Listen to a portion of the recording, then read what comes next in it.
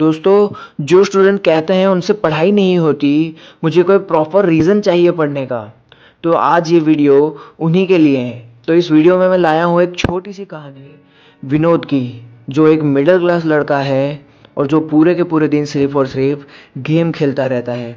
तो इस वीडियो को एंड तक ज़रूर देखना, क्योंकि ये वीडियो आपको एक प्रॉपर रीज़न दे सकता है पढ़ाई करने का। तो चलो शुरू करते हैं। रोज की ही तरह विनोद आज भी पूरे दिन फोन यूज कर रहा था।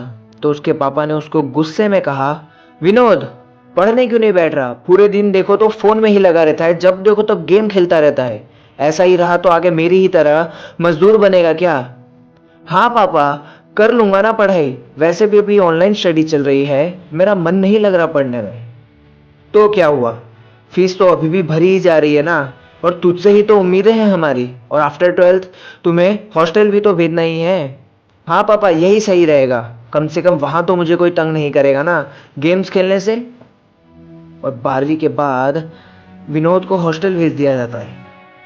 एक दिन अचानक से विनोद के पापा का कॉल आता है विनोद को, बेटा कहाँ हो?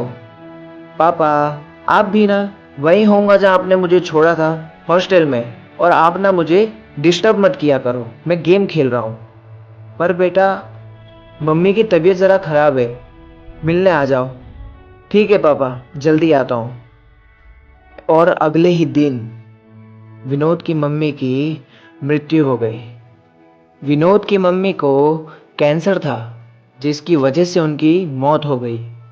और इस बात का पता विनोद को अब जाके पता चला कि उसकी मम्मी को कैंसर भी था। उसकी मम्मी का इलाज हो सकता था, लेकिन उस इलाज के पैसे विनोद की पढ़ाई में लगा दिए गए, और इस बात की खबर विनोद को बिल्कुल ना होने दी। और जब तक विनोद को पता चला तब तक तो बहुत देर हो चुकी थी, उसे अफसोस करने तक का मौका नहीं मिला। उसके पेरेंट्स ने उसकी पढ़ाई में बिल्कुल भी कमी नहीं रखी, जितना पैसा चाहिए था उसे दिया। पापा ने ओवर टाइम किया, इधर उधर से उधार भी लिया। और विनोद ने क्या किया, ध्यान दिया तो बस और बस गेम्स में या सोशल मीडिया पे। और ऐसा ही हाल शायद आपका और हमारा भी चल रहा है। दोस्तों, चाहे आप हो या मैं, हम में से कोई भी रिचेस्ट फैमिली का नहीं है। कोई भी ऐसा नहीं है कि जिस चीज़ पे हाथ रखा वो चीज़ अपनी हो गई। हम सब मिडिल क्लास से बिलोंग करते हैं, और कोई कोई तो इससे भी नीचे। लेकिन फिर भी हमारे पेरेंट्स हमको पढ़ा रहे हैं, वो हमारी पढ़ाई में बिल्कुल भी कमी नहीं आने देते। हमारी लाइफ में हमें जो चाहिए वो सब देते हैं, जितना उनसे हो सकता है। लेकिन हम हर नए त्योहार पे नए कपड़े यूज़ करते हैं, दोस्तों को गिफ्ट देते हैं, पार्टी करते हैं, और न जाने कहाँ कहाँ अपने पैसों की बर्बादी करते हैं। लेकिन जब पढ़ाई की बात आए, मुझसे नहीं होता, नींद आती रहती है, रोज अपने पढ़ने में मन नहीं लगता, यही सारे बहाने अपने दिमाग में चलते रहते हैं।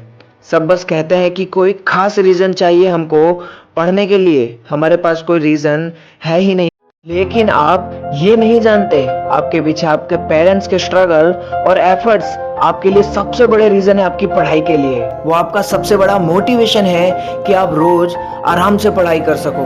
बस एक बार सोच के देखो कि आज की आपकी पढ़ाई कल को आपको कहाँ तक पहुँचा सकती है। जरा एक बार आंखें बंद करो और महसूस करके देखो, जब आप आपके ही हाथों से अपनी मम्मी को साड़ी और पापा को गाड़ी खुद से दिलाओगे, तो वो खुशी कितनी अनमोल होगी। और इस अनमोल खुशी के लिए आपको पढ़ाई तो करनी ही होगी। वीडियो के अंत में बस इतना ही कहना चाहूँगा कि मेहनत कर, तू डरता क्यों है? संघर्ष करने से बचता क्यों है? जान लगा दे या जाने दे, बीच भंवर में फंसता क्यों है? समय अनमोल है, महत्व समझ जा, समय को व्यर्थ करता क्यों है? आगे बढ़, अपनी शक्ति को जान, खुद को कम समझता क्यों है? तू घिसेगा तभी तो चमकेगा, अपनी चमक कम करता क्यों है?